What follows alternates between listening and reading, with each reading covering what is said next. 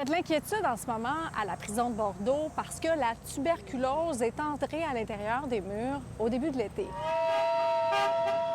Les infirmières carcérales qui manifestent en ce moment pour améliorer leurs conditions de travail craignent d'avoir été infectées ou de l'être dans le futur. Dans cette note datée de la semaine dernière, on constate que les agents des services correctionnels ont refusé d'admettre une personne incarcérée en provenance du secteur où il y a eu l'infection, en raison du danger que représente la tuberculose pour ces agents. Il est aussi mentionné qu'il est dorénavant requis de vérifier la présence de symptômes s'apparentant à la tuberculose. La direction de la santé publique confirme qu'il y a eu 2 cas positifs dans la prison depuis le début de l'été et d'autres cas latents. Sauf qu'on refuse de nous donner les chiffres parce qu'on refuse aussi de faire des liens de corrélation. Et une vingtaine de cas latents selon nos informations.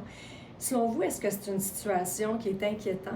Généralement, les cas secondaires, donc les cas actifs chez les contacts, ça c'est un indice ou un signe qu'il y avait une transmission, une vraie transmission. Tuberculose dans les prisons, c'est toujours un peu inquiétant, étant donné que l'environnement, c'est très propice pour la transmission de la tuberculose. Généralement, les facteurs de risque pour la transmission, c'est les gens qui sont proches, il y a un contact prolongé et il y a pas beaucoup de fenêtres, pas beaucoup de soleil. Une chose est certaine, ça a occasionné bien des maux de tête aux infirmières parce qu'il a fallu procéder à 2 dépistages massifs, c'est-à-dire qu'on aurait, selon nos informations, dépisté 500 détenus.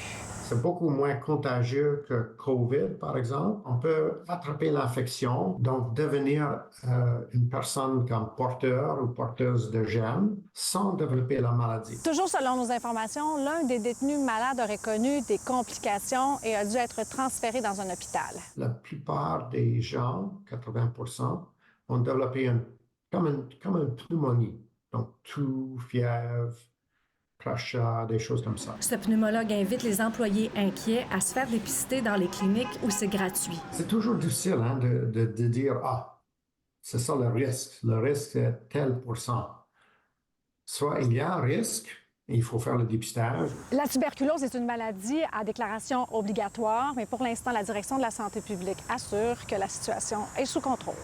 À Montréal, Véronique Dubé pour Nouveau Info.